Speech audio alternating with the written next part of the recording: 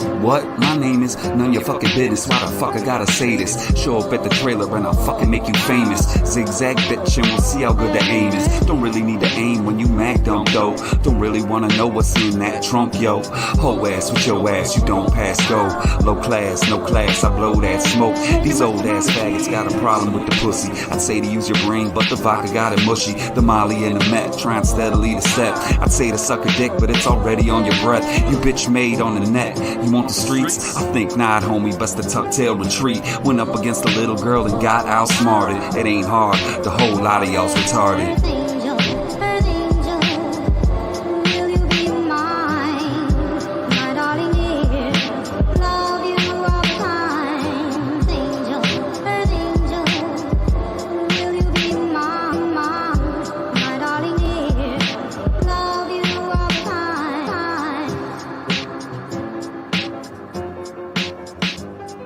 Whether it's men or women, they are in like schools, doctors, like they are in this type of societies that we don't really think that there can be predators there. Absolutely. Yeah, I mean, you've caught in cops. in the last year, we've caught 5. If they were a teacher or some type of sports athletic person or a bus monitor. Oh yeah. Oh yeah. Yes. I just gotta run, guys. I'm sorry, Bobbie, to cut you off real quick. I've Off gotta the top run. of my head, I think the only person we haven't caught was a doctor, maybe, that I could think of. But Yeah, I don't pretty think much, either. I don't think so either. Thank you, Nonya. I know you gotta run. Yeah, I gotta run. Nonya, thank you. I appreciate you for putting me in Absolutely. contact with this lady. I will continue if they allow me to ask them questions, and then Absolutely. I will go back in Absolutely. contact with you, and appreciate you putting me in contact. And if anybody else want Yeah, to I've got reach some out more to your lined up. channel, will you let us know your channel where they can find you? Or Yeah, contact for you? sure. Yeah, and I have some more lined up for you too. Some other people that I feel like we should, share their stuff too, because they're really good.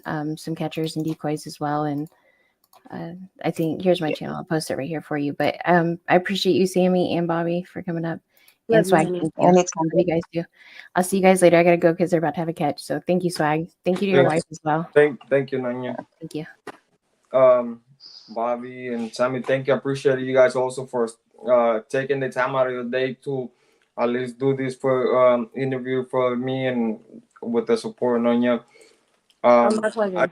I think it's important, at least like I say, in California we don't have the awareness that we should have for this type of cases up here. And I think a lot of us that have been in YouTube, that have been reading about these cases, we have conversations behind the scenes, a group of us sometimes, where we be like, how can we do to help these people? Because most of the young ladies are most of these people are ladies are putting their life up there in the line because it could be scary. What was that experience, or how you guys felt? Did you guys had a second thought after that experience you guys went through losing one of you guys members? Oh, I think you're it was talking about probably, Bupak. Is he talking about Bupak? yeah, Bupak. Yeah. I mean, it's pretty scary. I mean, I had just done the catch where the guy pulled a gun on me. Like it wasn't just like a month or 2 before that. And so when that happened, it was just kind of like a smack in the face for, of reality that is the reality of it. Yeah, I think it was devastating for the whole community, and an eye raiser to all the catchers. Yeah, I think it was a slap in the face to all of us, that this is what can happen. And I think that, I mean, I watched a lot of people grieve from that. Yes. Yes, he was amazing, man. And I saw his picture. When Nonya saw me the thumbnail, some of you guys, I think I saw the picture of him where it says "Our People Park." Mm-hmm. And like I said, I saw one of the videos when I don't know who was it. Was like, oh, he got a gun, and there was a male and a female thing catcher, and then the male was like, just get behind me just in case. he gets closer to us. They're like in the parking lot, and just watching it, I got my adrenaline pumping because it's like you can actually see that they can be at risk of losing their life for trying to do something that it can be beneficial for the community, because they're taking a garbage human being out of the community and trying to expose them. And sometimes I seen where people like get exposed like in the shopping centers and everything like that. And then I've seen the comments with people like, you guys shouldn't have done that, you guys shouldn't expose that man like that. And like I said, I seen all the negativity you guys get sometimes. And I don't think it's fair that just negativity come you guys' way, because we have to understand you guys are risking your life. You guys are not getting paid to do these jobs from what I'm gathering. You guys sometimes have to come out of your pockets to fly or to do half of the stuff you guys do. But yeah, you Yes. guys still do it. It's all about saving the children. Like I said before, if it's the way the world is, if it's one less thing they have to experience, I would rather act like a child through a phone than for a real child to be on that other end. I'm tying that man up or that woman up from actually contacting a real child. So I will do it over and over again. Yeah, and a good question is, if we didn't do it, who would? Yeah, that's what I was gonna say. Yeah. Who I was would gonna be ask doing you. it Yeah. if we weren't doing it? Who would be doing it? Yeah, because that brings me back to the catcher that's in my county. When he first started, the cops criticized him. Oh my gosh, put him through real bad crap. So would taunt him through Facebook, go to the extremes, and then the whole. I've lived here my whole life, never saw in the newspapers where police did stings, and then all of a sudden they were doing stings, but it only lasted like 2 months, and then they were over and done with it. But So that's why I think the reaction for the police officers is because, like, you guys are civilians, you guys are taking the risks doing this, and it's making them look like a straight jackass lazy, because sometimes they don't like to do these things. Yeah. And yes, that's the thing, like, we had to ask ourselves, if I wasn't doing it, then who else could be doing it? And that's the reason why I was trying to get you guys to come in here, because I think California is a state that needs people to step up to the plate and actually start doing this, because this state is where a lot of most prostitution is going on. A lot of more young women are throwing their life away because of the dope. And sometimes we don't know what they have went through, and sometimes it had to do with experience or the trauma of them being violated that push them to the extreme, push them to lose their life, push them to go to and throw their life away. And we don't take the time to actually ask ourselves those questions. What can we do to at least save one life? Like, that's what I say. Like, if I started when my channel started and I share my experience of what I went through it, because if I can save one kid from making the same mistake I did when I was young and stop him from going to a penitentiary system where all he's gonna learn is to just be another badass and just to learn more criminal thinking. If I can stop absolutely. one kid from doing that himself, I can sleep like a baby. Yeah, Absolutely. I agree. And that's why I was asking you guys. They just shot me a question. Um, basically, is what would you guys advise people that listen to you? Um, basically saying, what would you guys advise the people that's watching right now? That since you guys are saying like how the police center doesn't help you guys and put you guys information up there to expose you guys, what would you guys advise the people that watch you guys do these catches and you guys basically your information is leaked because of police report and everything? What you guys advise the parents or the people that be watching these videos to do more for their kids? For what initiative, aside from taking the phones and checking the phone, what can we do more to bring more awareness to this type of gruesome acts that happens in these so-called men that do these sick things where they prey on young women and young ladies? What would you guys advise the parents and the audience out there for them to take more into consideration and do, since you guys don't get the protection from the police, that you guys information sports, you guys are at risk? What's your advice that we can give these people? Do you want me to go? I'll go first. My biggest sharing, like the videos, are the biggest thing, because even if you're watching somebody, say in Pennsylvania, you live in California, you don't know if after that man is exposed, he might move to California. So sharing is the biggest thing, even if the cops are not going to take the case, because of the city, because some cities work with you, some cities don't. Talking and communication is key with your kids from as soon as they could start talking. Like, always I've always tried to, with my kids, I don't care what the situation is. I rather them hear the truth from me than learn it on the streets or from somebody else. Absolutely. Absolutely. And that's all I would say too. Like, I just feel like we as parents somewhere along the line have forgotten how to communicate with our kids. We've forgotten how to sit down and have a dinner with our children and talk about what took place during your day today. Let's talk. And I just think that we somehow got to get back to that. We got to get back to having those open talks and conversations with our kids, and making them feel safe that they can come to us and talk to us about what's going on in their lives.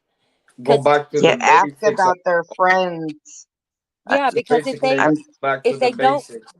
they don't feel safe coming to talk to us, that's when they're going to go talking to somebody else. Go back to, and that's what something, go back to the basics, talking to each other, because I see there's a lot that sometimes when I take my niece out to breakfast or dinner, like I take them out something, and I see them as soon as we sit down, their phone comes up, and they just like their face is buried in their phone or the tablet. Don't even know how to have a conversation. That's what I'm saying. Like something, like I ask them how is school, oh, okay, and they go back to, what's your grades look like? Oh, they're okay. And it's like, okay, take 5 minutes, get your face off that phone, and look at me when I'm talking to you, because you answering, oh, it's okay. That's not telling me nothing. Yeah, time to unplug. Yeah, time to unplug. Like, let's go back to the basics. Yes, time to unplug. I had that mistake when I first started my channel. I dedicated so much time to the channel. I was always in the tab. I was always doing the research. To the point where sometimes I wouldn't even have conversations with the person that I was living with, and it became frustrated to her, to the point where she had to tell me, "Well, I'm here as well too. Like I'm not time invisible." To take a step back. Yeah. So I had to learn how to divide my time to do what I have to do for the people, put out there what we need to, but also take that time and step back and say, well, let's talk. How was your day? How was your school? How was your day? Because sometimes we don't know what they go through in school. We don't know if they got bullied. We don't know if they got put down by maybe a classmate or the teacher. We got to go back to the basics, talking to our kids. Time to rewind and go back to how it used to be. I can remember when I was a kid, the phones were attached to the wall, and when you came home from school, you didn't touch that phone till you got your shit done. Then once that was done, you could go outside and play. You could go outside and get some fresh air. Just go outside and sit your ass down. But you weren't going to sit on that phone like that. So, we've got to take it back. somewhere we've just gone way too far with technology and disconnected. And I think that's the start, is disconnecting from technology and having those hard conversations. Even if it's a hard conversation you're having, at least they're having it with you. And that's what I Okay. also wanted to say, because you guys said it starts with the parents. I'm sorry, Bobbie. The That's okay. disconnected, everything is in the internet. Like when I came home from prison, I almost did 15 years. When I went in, they had the Nokia phones with that big ass light on top. That, I didn't know nothing about nothing. I think the most high technology phone was the Psychic from T-Mobile, and that's the people that have money will buy those. We from the ghetto, we didn't get those. Well, Swag, I'll tell you, my old man did 22 years in prison. So when he come home, he was in there so long he didn't even know how to work a soda machine. Yeah, and Like, and that's where I'm going with this, because I came home, and even in prison, when I first got a slid phone, there was a touch screen. I literally, they slid it to me to make call to my loved ones. I was coming out of the shoe. I literally sit there for an hour trying to figure out how can I turn it on to make the call, and I literally had to wait for the person to come back and explain it to me. Yeah. How can I dial? And then I came home and I still don't know how to use this thing. Sometimes I get stuck in this computer. I don't know how to use it. Then my niece that's 10 years old can come in here. The 7 years old can just light up this whole screen up. Where my 7-year-old granddaughter. Yeah. So that's what I'm saying. I think we lost the value of going back to the basics, that we got to talk to each other. We got to, technology has done beautiful things where we can talk with people like you guys. We can react and then get to know each other. But also, itself is ugly purpose of being an ugly thing, being in the dark internet, because it's affecting our youth. It's affecting our community. It's affecting our children.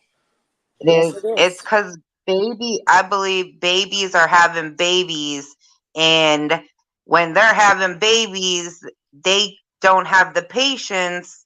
They just throw a phone at them at 1, 2 years old and say, watch YouTube or watch this cartoon on here, and it eventually just keeps on going until they're in their room by themselves playing video games with adults that then the parents are not educating them that there can be bad people on the internet just as much as outside. And I know Sammy's got a different generation now. When my kids started growing up, my town started becoming bad, so my kids didn't go outside as much unless I was with them. I couldn't just send them outside, so they were on video games more than being outside. But I was also educating and being there with them. Like, no, you're not playing it in your room. That Nintendo or PlayStation is right in the front room where I could see who you're interacting with and who you're talking to, all that. So it's all about watching and getting to know your child and knowing their attitudes, their just every body gesture, everything, so if something is going on with them. And then, and also wanted to ask you guys, and I wanted to get you guys' perspective. What will be the advice? What can you guys tell the single fathers out there? Because there's a lot of single fathers. They're now raising their kids, and some of them are raising ladies, children that are now young ladies. What advice can we give them? Because sometimes, and I have this in our family, their father is raising little girls because the mother took off because she felt like you say, babies were having babies. She felt like she wasn't gonna be tied down to just because she had a children. What kind of advice can you guys give the fathers? How can they raise, or how can they approach their daughter to have conversation that maybe the daughter might not want to have with the father? I would say that if you sit down with her and you invite her to have those hard conversations and she doesn't want to have them with you, find someone else that is close to her, of a female, grandmother or an aunt or something, somebody that you're close to that you can trust, that maybe she would feel more comfortable having those conversations with. There's no handbook, for how to raise a kid. I just know, looking back now, we all make mistakes, right? And I think that my mistake Absolutely. was not having that open line of communication, at times during when I was raising my kids, and them not feeling like they could come to me and talk to me. And I honestly, you just have to keep inviting those conversations, keep inviting them to have them. And if they're not, invite them to have them with someone that you trust, that loves them just as much as you do. Also, that's great advice, Sammie. Also, to understand that if your child says something you don't like or don't agree with, don't come off hard-headed or argumentative or anything. Try to understand their perspective of what's going on and come to a compromise of how can we fix this? How can we get all, like, get this squashed, or to come some kind of situation where we're both okay. We're both going to be okay in the long run. Like, I try to teach my boys, before you think of something or you're about to do something, think of every scenario that can possibly happen at the end. Can you get arrested? Can you get in trouble? Like, can somebody get hurt? Everything, and always think of the best option that you're going to come out to succeed. And fathers with daughters, that's a hard situation. Like I said, daddies are more protective, so you got to listen and just not don't run so much on emotion of how mad yeah, you might be or how angry you might get from what she says. Just allow her to say yeah, what she needs to say. Yeah, that's what I yeah. was. Even if it upsets you at that moment, don't show it to her, because if you show it to her, she's gonna feel like she ain't gonna talk to you again. Yeah, because she don't want to upset you. So if you have to fake it to Mhm. make it through it, to better get it out, fake it to make it. And then once you're done with the conversation, walk away and go catch your breath. Maybe you need to find someone that you can talk to as well, to get that stuff out, so that you're not expressing it in front of your daughter. And Right. that's why I was asking, because my niece, her father, my brother, he's in my motherland, and the mom is with somebody else already. But I noticed, I find out through that she's having a conversation. She was dealing with this guy that she's 16. She was dealing with a guy that's 20 years old. But the individual keep posting like he goes out with other girls and keep telling that they're friends, but like it's a back and forward things. And I seen her cry, and I always tell her, if you can trust me to talk to me and talk to my lady, which is they call her auntie. And I'm like, talk to her. Maybe you guys can get along with them. But now the situation is kind of get out of her hand, where she's not eating, she's feeling depressed, and now I got involved, and I told her, like, I give you advice, I open up to you, I let you talk to me. I had treated you guys like a friend, but now this individual's affecting how you eat, how you do in school, the way you acting around the home, and now it's like I'm feel like I'm in that situation where I'm stuck. I don't know what can I do for her. Like, I opened up, I had told her my experience, I had make it okay for her to talk to me. Like, I told her, I'm your friend, you can talk to me. I'm not gonna judge you. I don't judge them, because I made a lot of mistakes in my youth years. I spent 15 years of my life in prison for a mistake that I made. So I try not to teach them what I learned. But sometimes they shut down, and I don't know how to approach them back again, because I don't want to upset them and think that I'm beating up at their horse trying to get the truth out of them. But I also don't want them to feel like they cannot count on me to be there for them to help them. So it's like I said, I'm a male trying to have a conversation with a young girl that got her heart broken, and it's like an upset situation because like Yeah. I don't know how to approach him. Just let her know. Make sure that she knows when she's ready. You're there for her. And Yeah. you don't have to keep pushing it. Just make sure that she knows that you love her. You only want the best for her, and when she's ready, you're there, and you'll be all ears. And also, if that guy is doing anything to have her upset, he could be holding something over her head. Like, Mm-hmm. there's so much different scenarios that could happen, or that she could be experienced, that she's scared to tell you because of your past. She don't want you to freak Mm-hmm. out, and don't want you to do something to not have you there for her when she needs you. You know what I mean? Like, so She's that trying to protect you both. right.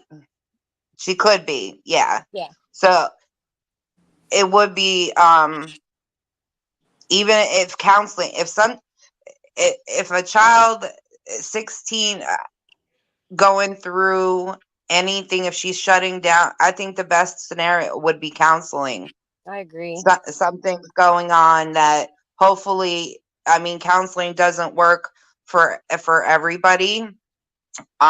It took quite a while for my child to find the right person that he felt comfortable talking to. But don't give up. That's the only, Yeah. you never give up. Eventually she'll find somebody that she feels comfortable to talk to. Mm-hmm. Well, thank you, ladies, for taking the time out of your day to My stop by pleasure. the channel and allowing me into you guys' life and you guys' platform. I appreciate every single one of you guys. I will be waiting You're for welcome. Nonya to bring in the other people. I have great conversation. I will have a better understanding what you guys channel do. So before we leave, I would love for you guys to let people know where they can find you guys' channels, or if they want to support you. I know I have some of you guys' information. I will make sure I put them up. But I would love for you guys to let them know what's the channel name, where can they find you guys, or how can they contact you in case they want to reach out to you guys. I'm Predator Hunters Indiana. You can type that in your search bar, Predator Hunters Indiana, or Sammie Jo, PHI, and my channel should come up. You'll see that same little icon there when it comes up. And if you want to contact me, the best way I would say would be an email at predhuntindiana@gmail.com. Bobbie? And my name's Bobbie Jo. I'm not sure. It might take you a minute to find it through YouTube, but you could get a hold of me on IG. It's Bobbie Jo. It's BOBBIJO_WBPA. Thank you, ladies, for taking the time and coming here. I appreciated having you guys on my platform. I appreciate My you guys. pleasure. It was a pleasure getting to know you guys and getting to know you guys' channel. I will make sure the people from my channel goes and check out you guys' channels and support you guys. And like I said, I have some of you guys' information. I will get in contact with Nonya and trying to get the most information as I can to see in case some of the people want to bring some help and bring some donations towards you guys and help you guys Awesome. out and expose this movement that I believe is a good cause. I believe you guys are doing a great job. I will always say do it safe. Make sure you guys are safe when you guys are doing it, because I wouldn't like for something you guys to happen to you guys. Do it safe. Make sure you guys take care of you guys' family always. God bless you guys. Thank you Thank for you so coming much. in. I appreciate you guys, and that's it, mi gente. You guys already know, like we always said, love one another, take care of each other, be kind to one another. The world's ugly out there, but let's do what we can, man. And check those kids' devices. Let's Yes. get it. Have a good one. So I took a trip to YouTube headquarters to ask YouTube why they are taking down predator catcher channels. We're going straight to it. YouTube headquarters. Is that it? That's it. That is YouTube headquarters. Everywhere at YouTube. Boom. See right there? That is YouTube headquarters.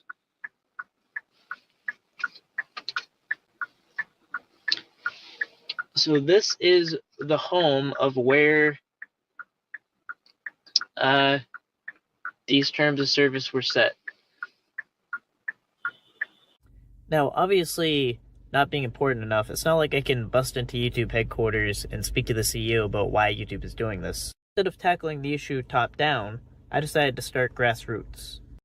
So I started by asking supporters of predator catchers 2 questions.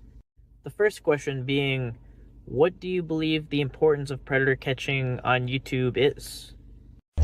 Hi guys, it's Bryden here. The first time I seen Chris Anson's To Catch a Predator, I was so happy, I was excited. I seen these creeps were getting caught at their own game and it was awesome. Went from there to watching predator catchers on Facebook about 10 years ago. I watched them decoy and catch out in public. And from then I went to the old school catchers on YouTube. Today, catching predators to me is like seeing children being saved and exposing these chomos for what they really are. To me, it doesn't matter who's doing the catching, no matter how big or small of a team, whether it's public, private, or the police. I just love the feeling of seeing that chomo getting cuffed and stuffed, or even just exposed. It's a highlight in my day. The second question being, what do you believe the impact is by YouTube taking down predator catcher videos? So when YouTube decided to start turning their attention to predator catchers in hopes of stopping the movement, it shows me they don't care as much about children as we do. They can let channels that have softcore pornography and graphic violence and extreme language run with no consequences. But when you try to protect a child, then they want to take your channel away? They want to take your videos away? Makes no sense to me. Well, I believe the higher-ups made a conscious decision about a year or so ago to get rid of them permanently. The terms of service have continually gotten harder to abide by, and a lot of times even when those terms are followed, the channel still receives a strike. Then they've got to fight like mad to get it back. And as of August 2022, YouTube put in writing a policy specifically against predator catching, as stated. YouTube's terms of service states that content that depicts a staged meetup that is used to accuse an identifiable individual of egregious misconduct with a minor without the presence of law enforcement. And a lot more supporters felt the same. Police and ICAC units lack the manpower and the funding to fully address the problem. A recent study shows that 1 in 4 minors experienced online sexual grooming via intimate conversations in online chat rooms. About 2 in 5 youths who engage in those conversations met the adult in person. When a channel's removed, our ability to expose the severity of this issue to the public evaporates. I can say without a doubt in my mind that children have been saved by these catch teams, their youthful innocence intact. One of them may have been yours. So as you can see, predator catching is not just about entertainment. Because you cannot protect children from something you yourself are not aware of. Predator catching groups are a conduit for raising awareness to this ever-growing problem. By removing catchers' videos and related channels, YouTube is making the most vulnerable in our society even more vulnerable to the clear and present danger that is online sexual exploitation. Keeping our children safe takes a village. The responsibility belongs to all of us. As you can see, the responses reflected a true passion surrounding protecting children and raising awareness about online predators. Catching preds to me means exposure to the real harms the internet is causing our children, exposure to everyday men and women, walks of life that are harming our children. YouTube removing them is very disheartening. It's covering up to what the real problem is. It needs to be talked about. It needs to be showed more. Predator catching empowers parents, survivors of sexual abuse to see online predators being identified. Pred catching is vital.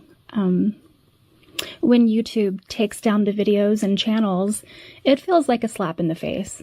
Categorizing predator catching as vigilantism or content or entertainment is offensive to the genuine support that predator catching has.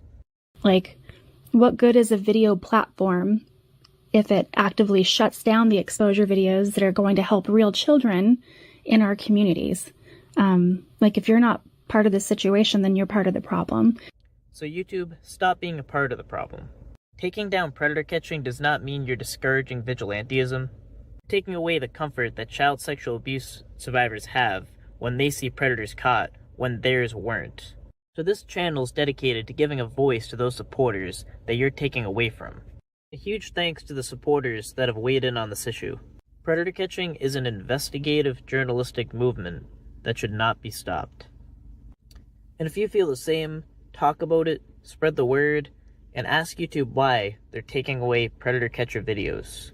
And if you would like your responses showcased, make a video answering the questions to what value do you believe predator catching brings, and what harm is YouTube doing by removing these videos? And send your video to the contact information listed in the description. Because maybe I can't do anything about YouTube taking down predator catcher videos, but maybe a fierce army of supporters can. Why you bitches so pressed for? Open up the gate, all I do is press for. Got you pissed off, balling up your fist for. Don't make me pull out my pistol.